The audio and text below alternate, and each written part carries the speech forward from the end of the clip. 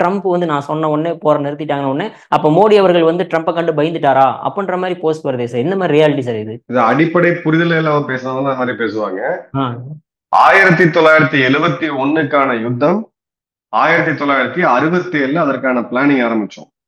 67, 68ல இருந்து 5 வருடம் அதுக்கு பின்னாடி பிளானிங் போச்சு. அதோடைய பொலிட்டிக்கல் அப்ஜெக்டிவ் 67, 68 வாக்குல அன்றைய பிரதமர் இந்திரா காந்தி அவர்கள் ராணுவ தளபதியை கூப்பிட்டு சொன்னது, போருக்கு தயாராகுங்க, 2 பக்கமும் எதிரிகள் இருக்கிறது நமக்கு ஆபத்து. இந்த நாட்டை வந்து கண்டிப்பா இப்ப இருக்கக்கூடிய பங்களாதேஷ்ல இருக்கக்கூடிய பிரச்சனையே அதிகமாச்சுன்னா கண்டிப்பா நம்ம பங்களாதேஷ அன்னைக்கு இருந்த கிழக்கு பாகிஸ்தான ஒரு தனி நாடா உருவாக்குறதுக்கு நம்ம உதவணும் அப்படின்றது.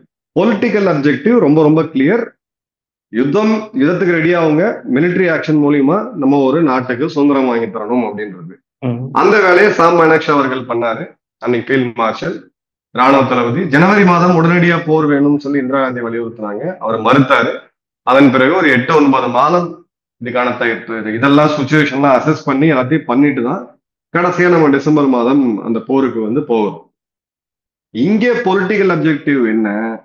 முதல் நாள்ல இருந்து பெஹல்காம் ஏப்ரல் 22 நடந்த அந்த தாக்குதல்ல சம்பந்தப்பட்ட தீவிரவாதிகள், அவர்களுடைய ஹேண்ட்லர்ஸ், பின்னாடி இருந்து திட்டம் தீட்டினவங்க, அவங்க இருக்கக்கூடிய இடங்கள், இதை நம்ம தாக்கி அளிப்போம். இப்ப நீங்க போருக்கு போனா அதை நிறுத்தணும்னு சொன்னா வேற விஷயம். அது இது ஒரு மிலிட்டரி ஆக்ஷன், கால்குலேட்டடா எடுக்கக்கூடிய ஒரு மிலிட்டரி ஆக்ஷன். போன முறை சர்ஜிக்கல் ஸ்ட்ரைக் இருக்கு, அதை நான் ஏற்கனவே நம்ம பேசியிருக்கிறோம். இந்த முறை தாக்குதல் அப்படின்றது இன்னும் பலமா இருக்கும் அப்படின்ட்டு. இது ஒரு பனிஷ்மெண்ட் எக்ஸசைஸ். இன்னொன்னு, இந்த மாதிரி மீண்டும் செய்யக்கூடாது அப்படின்றதுக்கான ஒரு எச்சரிக்கையாகவும் ஒரு டிட்டரண்டாகவும் தடுப்பாகவும் தான் அந்த மிலிட்டரி ஆக்ஷன் எடுப்போம். அந்த மிலிட்டரி ஆக்ஷன் எடுக்கும் போது அது எஸ்கலேஷன் ஆகுது. அவங்க சைட்ல ஒரு எஸ்கலேஷன், திரும்ப நம்ம சைட்ல ஒரு எஸ்கலேஷன், திரும்ப அவங்க சைட்ல ஒரு எஸ்கலேஷன், கடைசியா நம்ம எஸ்கலேட் பண்றோம். அதன் பிறகு முந்தா நேத்து மதியம் போல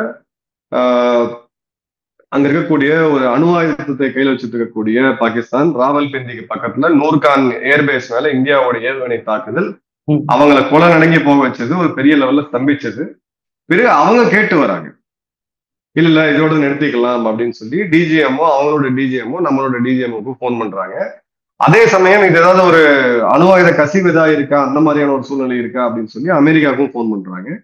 பிறகு 2 டிஜிஎம்ஓக்கள் பேசுறாங்க, அமெரிக்கா தரப்புல இருந்து வருது. இதே நிகழ்வுக்கு ஒரு நாள் முன்னாடிதான் அமெரிக்காவுடைய துணை ஜனாதிபதி ஜேடி வான்ஸ் சொன்னாரு, இது எங்க பிரச்சனை கிடையாது, நாங்க தலையிட மாட்டோம். சோ இதையும் நீங்க மலையும் அடவியும் கம்பேர் பண்ணி நீங்க அங்க ஒரு யுத்தத்துல இருந்தது வேற. ஒரு காலகட்டங்கள்ல என்ன மிலிட்டரி அப்ஜெக்டிவ், கார்கில் யுத்தம் அப்படின்றது பாகிஸ்தான் ராணுவம் அத்துமீறி இந்தியாவுக்குள்ள நுழைஞ்ச அந்த மலைப்பகுதிகளில் பிடிச்சு வச்சது. அன்னைக்கு பிரதமர் வாஜ்பாய் அவர்கள் கொடுத்த பொலிட்டிக்கல் அப்ஜெக்டிவ் என்னன்னா, அவங்கள விரட்டி வெளியில விடுங்க, அவங்க பாகிஸ்தானியர்கள் இங்க இருக்கக்கூடாது, ராணுவ நடவடிக்கை மூலியமா அவங்கள அடிச்சு துரத்துங்க அப்படின்றதுதான். அதன் பிறகு அந்த மலைப்பகுதிகளை நம்ம மீட்டெடுத்தோம். இந்த முறை இது போர் கிடையாது. இது நீங்க மீடியா உட்காந்து 24 மணி நேரம் போர்னு கத்திக்கிட்டு அப்புறம் போர் நிறுத்தம், இது போர் நிறுத்தம் கிடையாது. ஃபயர் அப்படின்றது சீஸ் ஃபயர், போர் நிறுத்தம் அப்படின்றது வேற. இது ரெண்டுத்தையும் நிறைய இங்க என்ன பிரச்சனைனா, இங்க எல்லாருமே டிஃபென்ஸ் கரஸ்பாண்டா இருக்கிறதுனால அங்க புரிய மாட்டேங்குது. இதோட சூழ்நிலை வேற, அதோட சூழ்நிலை வேற. அந்த ஒரு காரணத்துக்காக நம்ம இது பண்றோம். அதே ட்ரம்ப் அவர்கள் நேற்று சொன்னாரு, நாங்க இருந்து மத்தியஸ்தம் பண்ணி தரோம், 1000 வருஷமா அந்த பிரச்சனை உங்ககிட்ட போயிட்டு இருக்குன்ட்டு. இன்னைக்கு நம்ம தெளிவாக சொல்றோம், எந்த மத்தியஸ்தத்துக்கும் நாங்க ஒத்துக்க மாட்டோம் அப்படின்றத நான் சொல்றோம். ஏன் 7ஆம் தேதியே நிறுத்துங்கன்னு சொன்னாரு எங்களை அமெரிக்கா, அன்னைக்கு நிறுத்தணுமா, நம்ம ஆக்ஷன்ஸ் நிறுத்தணுமா? we have the right to respond என்றதுதான் நம்மளுடைய கொள்கை. இது நம்ம எடுக்கக்கூடிய முடிவு. இப்ப இருக்கக்கூடிய ஜியோ பொலிட்டிக்கல் சிச்சுவேஷன், நம்ம கொடுக்கக்கூடிய மிஷன் அச்சீவ் ஆச்சா இல்லையா? நேத்து 3 முப்படைகளுடைய மிக முக்கியமான சீனியர் லீடர்ஸ், ராணுவ தளபதிகள் வந்து பேசினாங்க. எதுக்காக நம்ம போனோம், அதை அச்சீவ் பண்ணோமா இல்லையா? அதை 100 மடங்குக்கு அதிகமாகவே அச்சீவ் பண்ணிருக்கிறோம். ஸோ இப்ப பிரச்சனை முடிஞ்சது, நம்ம அடுத்த இயல்பு வாழ்க்கை போறோம், நாட்டோட வளர்ச்சி பாதைக்கு எடுத்துட்டு போறோம். மீண்டும் அவங்க தாங்கன்னா இதோட அதிகமான பதிலடி இருக்கும், அது போரா கூட இருக்கலாம், அது நம்ம சொல்ல முடியாது.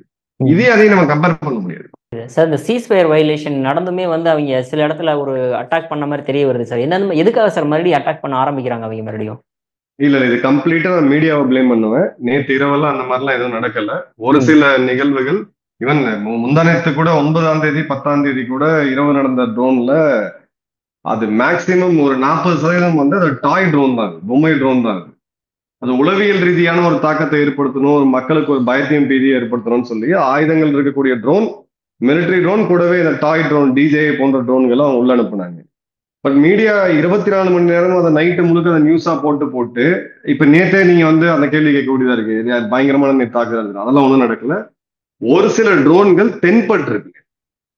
அது எல்லாமே டாய் ட்ரோன். இதுக்கு முன்னாடியுமே அது இப்ப நடந்திருக்கு. ட்ரோன் ஒண்ணு இன்னைக்கு நம்ம பார்த்தது கிடையாது. அது மீடியால ஹைலைட் பண்ணி சமூக வலைத்தளங்கள்ல இன்னைக்கு வீடியோக்கள் பரவலனால அது ஒரு பதட்டமா இருக்கிறது. நேற்று இரவு ஒரு பெரிய அளவுக்கு என்ன மாதிரியான ஒரு அசம்பாவிதமும் இதுவும் நடக்கல.